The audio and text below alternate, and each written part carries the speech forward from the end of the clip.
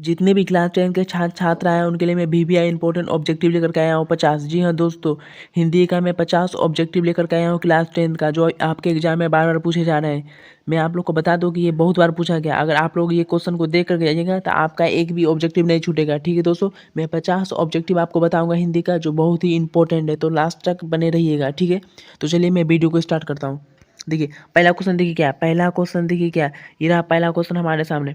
भारत क्या पहला क्वेश्चन देखिए, भारतीय संविधान के निर्माण में महत्वपूर्ण भूमिका किसकी है? भारतीय संविधान के निर्माण में महत्वपूर्ण भूमिका किसकी है? देखिए कौन सा हो जाएगा इसका राइट आंसर, कौन सा हो जाएगा? भीमराव अंबेडकर। इसका राइट आंसर कौन सा हो जाएगा? भीमराव अंबेडकर। ए नंबर इसका राइट आंसर है। जैसा कि आप लोग जानते हैं कि जनवरी महीना आ गया, आप लोगों का फरवरी में एग्जाम है। ठीक है दोस्तों, तो आप लोगों को सिर्फ मैं आंसर बताते हुए जाऊँगा क्योंकि आप लोगों के पास टाइम बहुत कम है। ठीक है दोस्तों, इसलिए मैं सिर्फ आपको आंसर बताऊंगा। मैं स्पीड से आपको एनालिसिस करवाऊंगा पूरे 50 ऑब्जेक्ट की। ठीक है दोस्तों, आप लोग स्पीड से याद कर लीजिएगा। ठीक है दोस्तों, तो चलिए अगले क्वेश्चन को, अगला क्वेश्चन देखते हैं क्या है। अगला क्वेश्चन की ओर बढ़ते हैं। देखिए नीचे आ जाइए, नीचे देखिए, नीचे नीचे। विष के दांत कहानी के रचयिता कौन है? विष के दांत कहानी के रचयिता कौन है? जल्दी से आप लोग कमेंट कीजिए, विष के दांत कहानी के रचयिता कौन है? तो इसका राइट आंसर कौन सा हो जाएगा दोस्तों? इसका राइट आंसर कौन हो जाएगा? सी नंबर, सी नंबर इसका राइट आंसर है। नलिन विलोचन शर्मा, नलिन विलोचन शर्मा। ठीक है दोस्तों, आप चलिए अगले क्वेश्चन को, अगला क्वेश्चन देखते क्या है। नीचे आ जाइए। पारसियों में धर्म का क्या नाम है? पारसियों में धर्म का क्या नाम है? इसका राइट आंसर डी नंबर है। डी नंबर इसका राइट आंसर है। जरथूस है, जरथूस। डी नंबर इसका राइट आंसर है, जरथूस। मैं आपको 50 ऑब्जेक्टिव करवाऊंगा। ठीक है दोस्तों, आप लास्ट तक बने रहिएगा वीडियो में। अब चलिए अगले क्वेश्चन की ओर, अगले क्वेश्चन की ओर देखते हैं। यहाँ देखिए नीचे आ जाइए, 4 नंबर। कामसूत्र किसकी रचना है? कामसूत्र किसकी रचना है? कामसूत्र। ए नंबर राइट आंसर, ए नंबर इसका राइट आंसर। वात्स्यायन क्या हो जाएगा? ए नंबर इसका राइट आंसर है। अब चलिए अगले क्वेश्चन की ओर, अगले क्वेश्चन की ओर बढ़ते हैं। नीचे आ जाइए, नीचे नीचे नीचे। गुणाकर मूल्य किस निबंध के रचयिता है? गुणाकर मूल्य किस निबंध के रचयिता है? इसका राइट आंसर कौन सा हो जाएगा? बी नंबर इसका राइट आंसर है, नगरी लिपि। बी नंबर राइट आंसर, नगरी लिपि हो जाएगा। अब चलिए अगले क्वेश्चन की ओर, अगला क्वेश्चन देखते क्या है। नीचे आ जाइए। बहादुर अपने घर से क्यों भाग गया था? ये बहुत ही इंपॉर्टेंट क्वेश्चन है दोस्तों, इस ऑब्जेक्टिव को आप लोग याद कर लीजिएगा।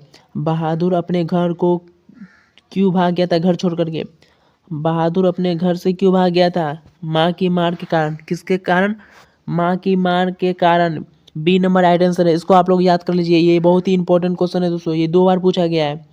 ये ऑब्जेक्टिव 2 बार पूछा गया है, आप लोग जल्दी से इसको याद कर लीजिए, बहुत इंपॉर्टेंट है। माँ की मार के कारण बहादुर घर छोड़ के भाग जाता है। ठीक है, अब चलिए अगले क्वेश्चन की ओर, अगला क्वेश्चन देखते हैं क्या है। यहाँ देखिए नीचे, रामविलास शर्मा निम्नलिखित में क्या है? रामविलास शर्मा निम्नलिखित में क्या है? इसका आंसर राइट हो जाएगा, ए नंबर, आलोचक हो जाएगा, आलोचक। ए नंबर इसका राइट आंसर। अब चलिए अगले क्वेश्चन की ओर, अगला क्वेश्चन देखते हैं क्या है। नीचे आ जाइए, नीचे। जीत जीत में निरखत हूँ पाठ का संबंध किससे है? जीत जीत में निरखत हूँ पाठ का संबंध किससे है? Right answer C number, C number, Birju Maharaj ji से है। ठीक है, बिरजू महाराज। सी नंबर इसका राइट आंसर है। चलिए अगले क्वेश्चन की ओर। अभिमन्यु पाठ का लेखक कौन है? अभिमन्यु पाठ का लेखक कौन है? इसका राइट आंसर हो जाएगा C number, C number, Ashok Vajpayee. C number right answer है, अशोक वाजपेयी। चलिए अगले क्वेश्चन की ओर, अगला क्वेश्चन देखते क्या है। नीचे 10 नंबर में आ जाइए। संतु नरेन आपस में कौन है? संतु और नरेन आपस में कौन है? ए नंबर सही है, भाई भाई है। संतु नरेन आपस में कौन है? भाई भाई, याद कर लीजिए, इंपॉर्टेंट क्वेश्चन है दोस्तों। जो मैं इसके बाद बताने वाला हूँ बहुत ही इंपॉर्टेंट ऑब्जेक्टिव 11 नंबर का है, बहुत ही इंपॉर्टेंट ऑब्जेक्टिव है दोस्तों। 11 नंबर सबसे नीचे, सबसे नीचे आ जाइए, सबसे नीचे। नरखट का प्रयोग किस वाद्य यंत्र में होता है? नरखट, नरखट का उपयोग किस वाद्य यंत्र में होता है? किसको बजाने में? शहनाई। ए नंबर राइट आंसर। ये भी एग्जाम में बार बार पूछे जा रहे हैं आपके, शहनाई में होता है। नरखट का प्रयोग किस वाद्य यंत्र में होता है? शहनाई में। इसको आप लोग याद कर लीजिए जल्दी से बार। अब चलिए अगले क्वेश्चन की ओर, अगला क्वेश्चन देखते हैं। अगला क्वेश्चन आ गया हमारे सामने, यहाँ देखिए 12 नंबर में। शिक्षा और संस्कृति शीर्षक पाठ गद्य की कौन सी विधा है? शिक्षा और संस्कृति शीर्षक पाठ गद्य की कौन सी विधा है? वो निबंध है। क्या है दोस्तों? वो निबंध है। ए नंबर राइट आंसर है। शिक्षा और संस्कृति शीर्षक पाठ गद्य की कौन सी विधा है? तो वो निबंध है। याद कर लीजिए, ये भी इंपॉर्टेंट क्वेश्चन है दोस्तों। निबंध है। क्या है? निबंध है। ठीक है, चलिए अगले क्वेश्चन की ओर। अगला क्वेश्चन देखते हैं। नीचे देखिए 13 नंबर में स्वर वर्णों की संख्या कितनी है? ये बहुत इंपॉर्टेंट है दोस्तों, इसको याद कर लीजिएगा। स्वर वर्णों की संख्या कितनी है? इसका राइट आंसर बी नंबर सही है, 11। बी नंबर इसका राइट आंसर है, 11 11। अब चलिए अगले क्वेश्चन की ओर। अगला क्वेश्चन देखते क्या है। नीचे 6 वर्ण का उच्चारण स्थान है। तालु हो जाएगा, तालु। ए नंबर राइट आंसर, तालु हो जाएगा। तालु है, ए नंबर राइट आंसर। आप लोग सोच रहे होंगे कि इतना स्पीड क्यों करा रहे हैं, तो आप लोगों के पास टाइम बहुत कम है, इसलिए मैं स्पीड करवा रहा हूँ। ठीक है दोस्तों, क्योंकि वीडियो ज़्यादा बड़ा नहीं हो जाए और आप लोग को मतलब कि जल्दी से एनालाइज करवा देता हूँ ताकि आप लोग को भी हेल्प मिले। चलिए अगले क्वेश्चन की ओर। अगला क्वेश्चन नीचे देखिए। वर्तमान काल के कितने भेद होते हैं? वर्तमान काल के कितने भेद होते हैं? 4 4। एन जी डी नंबर राइट आंसर है, 4 होगा। वर्तमान काल के कितने भेद होते हैं दोस्तों? 4 4। वर्तमान काल के कितने भेद होते हैं? 4। और काल कितने प्रकार के होते हैं? काल 3 प्रकार के होते हैं। ठीक है दोस्तों, और वर्तमान काल 4 प्रकार के होते हैं, याद रखिएगा। ठीक है, याद रखिएगा। चलिए अगले क्वेश्चन की ओर। अगला क्वेश्चन देखते क्या है। नीचे आ जाइए। नीचे मुख्यमंत्री ने छात्राओं को साइकिल दी, यह छात्राओं कौन कौन सी कारक है? कौन सा कारक हो जाएगा? मुख्यमंत्री ने छात्राओं को साइकिल दी। तो आप लोग एक कमेंट करके बताइए, क्या आप लोग को 9th क्लास में मुख्यमंत्री ने साइकिल के लिए पैसा दिया था या नहीं? कमेंट करके बताइएगा, किनको किनको मिला था मुख्यमंत्री के द्वारा साइकिल की पैसा? कमेंट करके जरूर बताइएगा। मुख्यमंत्री ने छात्रों को साइकिल दी, या छात्रा कौन सी कारक है? संप्रदान हो जाएगा। ए नंबर राइट आंसर है, संप्रदान। ठीक है, ठीक है। चलिए अगले क्वेश्चन की ओर। अगला क्वेश्चन नीचे नीचे। प्रत्यय का संधि विच्छेद क्या है? प्रत्यय का संधि विच्छेद क्या है? प्रति जोड़ आय हो जाएगा, प्रति जोड़ आय। B number right answer, B number इसका राइट आंसर। प्रति जोड़ आय हो जाएगा, प्रत्यय। ठीक है, चलिए अगले क्वेश्चन की ओर। नीचे देखिए, जो मैं ये क्वेश्चन लेकर के आपके सामने आया, ये बहुत ही इंपॉर्टेंट है, मोस्ट VVI इंपॉर्टेंट क्वेश्चन है दोस्तों, मोस्ट। स्वागत का सही संधि विच्छेद क्या है? ये बहुत बार पूछा गया है, बहुत बार। स्वागत का संधि विच्छेद क्या है? ये आपको हिंदी में भी पूछा जाता है और संस्कृत में भी पूछा जाता है। ठीक है दोस्तों, आप लोग याद कर ही लीजिए इसको।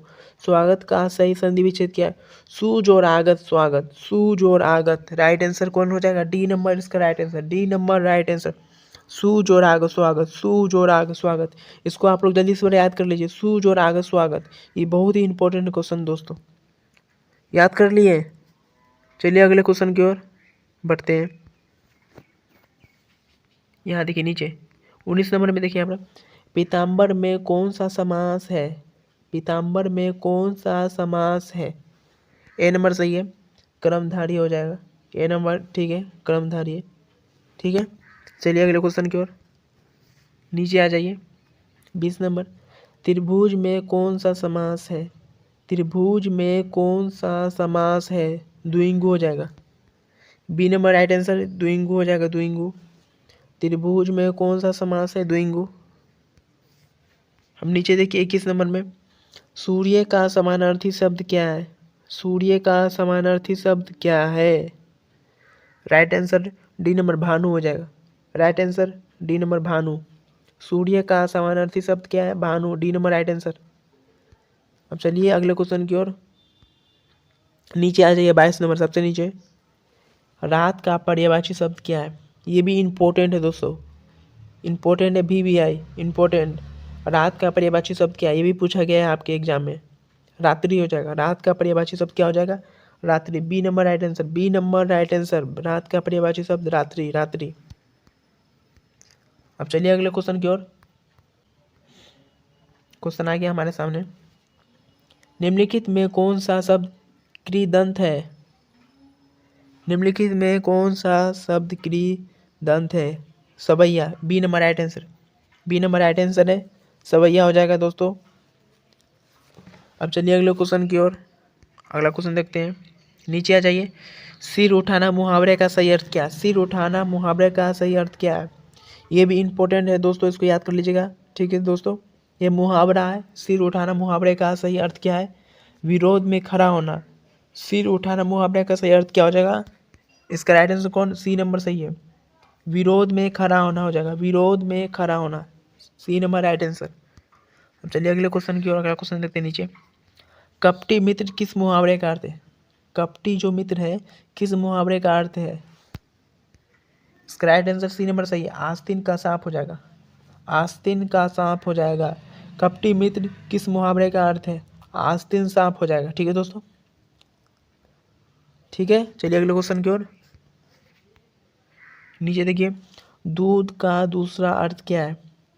दूध का दूसरा अर्थ क्या है? राइट आंसर कौन हो जाएगा? सी नंबर सही है, फल हो जाएगा। दूध का दूसरा अर्थ क्या है? दूध का दूसरा अर्थ फल। ठीक है, चलिए अगले क्वेश्चन की ओर। और हाँ, जो ये बी नंबर आपको दिख रहा है, आप लोग को लग रहा हो कि ये होगा, लेकिन ये नहीं, ये संस्कृत होता है। ठीक है दोस्तों, चलिए अगले क्वेश्चन की ओर। नीचे, गुरु नानक के अनुसार किसके बिना जन्म व्यर्थ है? ये भी इम्पोर्टेंट है, बहुत ही इंपॉर्टेंट क्वेश्चन दोस्तों। ये भी आपके एग्जाम में बार बार पूछे जा रहे हैं, मोस्ट इम्पोर्टेंट है। इसको भी आप लोग जल्दी से याद कर लीजिएगा। ठीक है, गुरु नानक के अनुसार किसके बिना जन्म व्यर्थ है? राम नाम के बिना। ठीक है दोस्तों, राम नाम के बिना क्या है? जन्म व्यर्थ है। डी नंबर बहुत इंपॉर्टेंट है दोस्तों, इसको याद कर लीजिए। डी नंबर इसका राइट आंसर हो जाएगा, राम नाम के बिना। ठीक है दोस्तों, गुरु नानक के अनुसार किसके बिना जन्म व्यर्थ हो जाएगा? राम नाम के बिना। ठीक है, चलिए अगले क्वेश्चन की ओर। रसखान किस काल के कवि थे? रसखान किस काल के कवि थे? 28-29 भी बहुत इंपॉर्टेंट है, इसकी ऑब्जेक्टिव आप लोग जल्दी से याद कर लीजिएगा। ठीक है दोस्तों, मैं आंसर बता दूंगा और आप लोग याद कर लीजिएगा। ठीक है, रसखान किस काल के कवि है? रीति काल के। कौन सा काल हो जाएगा? रीति काल। ए नंबर राइट आंसर, रीति काल की हो जाएगा। रसखान किस काल के कवि थे? रीति काल के थे। ठीक है, चलिए अगले क्वेश्चन की ओर। नीचे, ये भी इंपॉर्टेंट है। घनानंद किस काल के कवि थे? घनानंद किस काल के कवि थे? ये भी रीति काल हो जाएगा। दोनों का दोनों रीति काल, याद रख लीजिए। घनानंद रसखान किस काल के कवि थे? दोनों रीति काल के। ठीक है, चलिए अगले क्वेश्चन की ओर। ये नीचे आ जाइए। प्रेमघन किसका उपनाम है? प्रेमघन किसका उपनाम है? किसका हो जाएगा? बद्री नारायण चौधरी का। C number right answer, C number right answer, Badri Narayan Chaudhary. Premghan किसका उपनाम था? सी नंबर सही है, बद्री नारायण चौधरी का। चलिए अगले क्वेश्चन की ओर। नीचे आ जाइए। भारत माता किस कवि की रचना है? भारत माता किस कवि की रचना है, या भारत माता के रचयिता कौन है? ये भी इंपॉर्टेंट क्वेश्चन है दोस्तों। भारत माता किस कवि की रचना हो जाएगा? Sumitra Nandan Pant. C number right answer, C number इसका राइट आंसर है। ठीक है, इसको याद कर लीजिएगा। भारत माता किस कवि की रचना है, या फिर भारत माता की रचयिता कौन है? दोनों एक ही है, सुमित्रा नंदन पंत हो जाएगा। ठीक है, सी नंबर याद कर लीजिए, सुमित्रा नंदन पंत। चलिए अगले क्वेश्चन की ओर। नीचे आ जाइए। दिनकर के काव्य का मूल स्वर क्या है? दिनकर के काव्य का मूल स्वर क्या हो जाएगा? ए नंबर राइट आंसर, ए नंबर राइट, ओज एवं राष्ट्रीय चेतना। ओज एवं राष्ट्रीय चेतना सही है। दिनकर के काव्य का मूल स्वर क्या हो जाएगा? ओज एवं राष्ट्रीय चेतना। ए नंबर सही, ए नंबर सही है। चलिए अगले क्वेश्चन की ओर। अगला क्वेश्चन देखते हैं। जो हमें अगला क्वेश्चन जो आपके सामने लेकर के ये तो बहुत ही इंपॉर्टेंट है क्वेश्चन दोस्तों। 33 नंबर का देखिए, 33 नंबर बहुत इंपॉर्टेंट है। हिरोशिमा कविता में सूरज की संख्या किसे दी गई है? बहुत इंपॉर्टेंट है। हिरोशिमा कविता में सूरज की संख्या किसे दी गई है? अणुबम को। अणुबम को। कौन सी? बी नंबर राइट आंसर, अणुबम को। बहुत इंपॉर्टेंट है क्वेश्चन दोस्तों, इसको याद कर लीजिए, ये भी एग्जाम में पूछे जा रहे हैं बार बार। हिरोशिमा कविता में सूरज की संख्या किसे दी गई है? तो अणुबम को। ठीक है, चलिए अगले क्वेश्चन की ओर। यहाँ देखिए, कुंवर नारायण कैसे कवि हैं? कुंवर नारायण कैसे कवि हैं? इसका डी नंबर राइट आंसर हो जाएगा, संवेदनशील हो जाएगा। डी नंबर इसका राइट आंसर। कुंवर नारायण कैसे कवि है? डी नंबर राइट आंसर, संवेदनशील हो जाएगा। कोई कन्फ्यूजन नहीं है आपके? चलिए आगे बढ़ते हैं, नीचे आ जाइए। वीरेन डंगवाला किस विचारधारा के कवि है? वीरेन डंगवाला किस विचारधारा के कवि है? जनवादी के। ए नंबर राइट आंसर हो जाएगा, जनवादी के। वीरेन डंगवाला किस विचारधारा के कवि है? जनवादी के। ठीक है दोस्तों, अब चलिए अगले क्वेश्चन की ओर। अगला क्वेश्चन देखते क्या है। अनामिका किस काल की कवि है? यात्री। ये भी इंपॉर्टेंट है, इसको जल्दी से आप लोग याद कर लीजिए। अनामिका किस काल की कवि यात्री है? समकालीन की हो जाएगी। कौन सी कालीन की हो जाएगी? समकालीन की हो जाएगी। ये रीति काल की नहीं है, याद रखिएगा, इसको याद कर लीजिए। ये समकालीन की है अनामिका। ठीक है दोस्तों, अनामिका जी किस काल की कवि यात्री है? समकालीन के। ठीक है, कोई कन्फ्यूजन नहीं है। चलिए अगले क्वेश्चन की ओर, सबसे नीचे आ जाइए। जीवनानंद दास बंगला के कवि जीवनानंद दास बंगला के किस काल के प्रमुख कवि हैं? कौन से काल के प्रमुख कवि हैं जीवनानंद दास? देखिए यहाँ पर दो ऑप्शन दिया है, चलिए दो ऑप्शन और देख लेते हैं। यहाँ दो ऑप्शन दिया हुआ है, यहाँ देखिए। डी नंबर राइट आंसर इसका हो जाएगा, डी नंबर राइट हो जाएगा।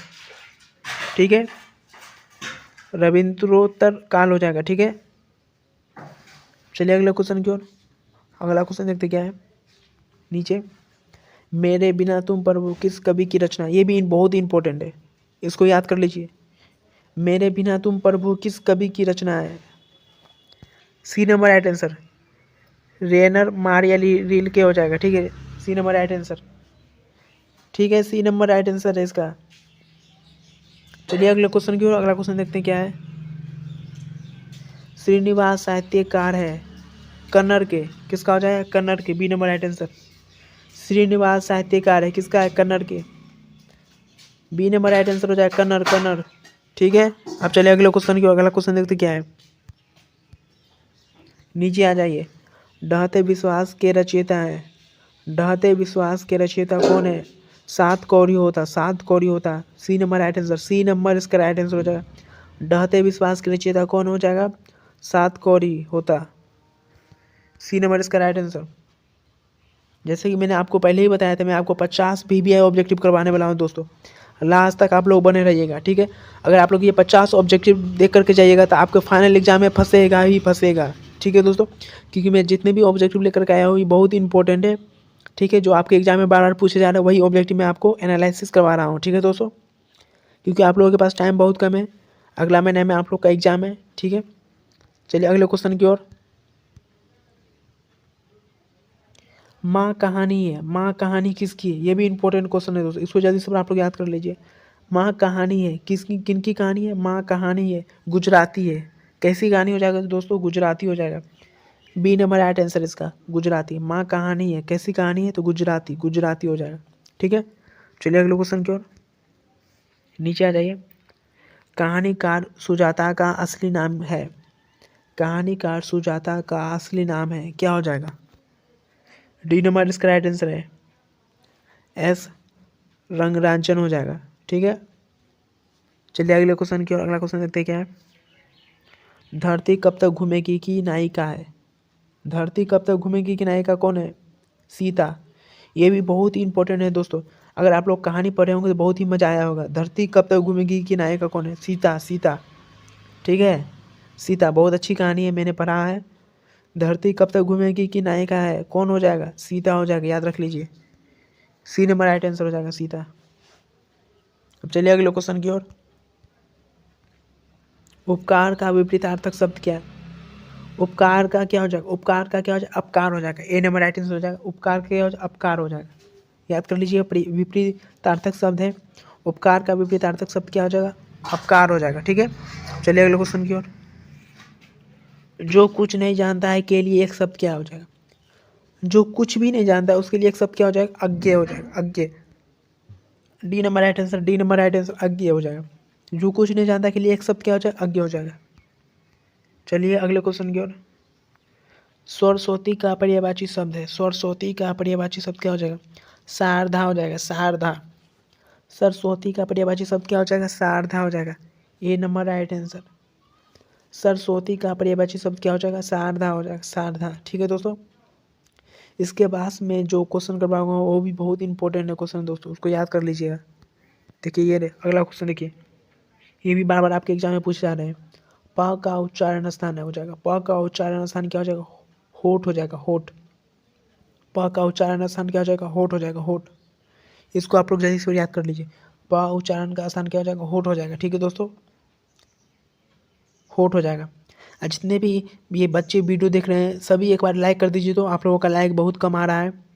जितने भी क्लास में ये बच्चे वीडियो देख रहे हैं सभी बच्चे एक बार बेल आइकन को प्रेस करके हमारे चैनल को सब्सक्राइब कर दीजिए, ताकि अगले वीडियो का आप लोग को नोटिफिकेशन मिल जाए, क्योंकि मैं आपके लिए ऑब्जेक्टिव बहुत सारा लेकर के आने वाला हूँ। ठीक है दोस्तों, आप लोग चैनल को सब्सक्राइब कर दीजिएगा एक बार। ठीक है दोस्तों, और लाइक कर दीजिए जल्दी से वीडियो को।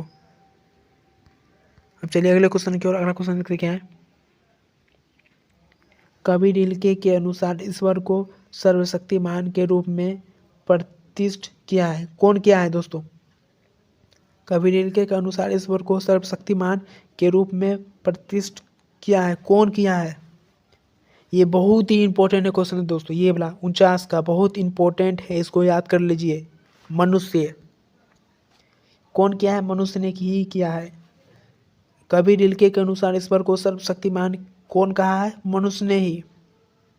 और ठीक है दोस्तों, अगले क्वेश्चन की ओर बढ़ते हैं। लास्ट और आखिरी क्वेश्चन है, देख लीजिए यहाँ 50 नंबर देख लीजिए। घनानंद किस भाषा के कवि थे? घनानंद किस भाषा के कवि थे? वर्ज भाषा के। घनानंद किस भाषा के कवि थे? वर्ज भाषा के। इसका राइट आंसर सी नंबर सही है, वर्ज भाषा के। ठीक है दोस्तों, अगर आप लोग को वीडियो पसंद आया हो तो हमारे चैनल को सब्सक्राइब कर दीजिएगा। फिर मिलते हैं नए वीडियो में, तब तक के लिए बाय।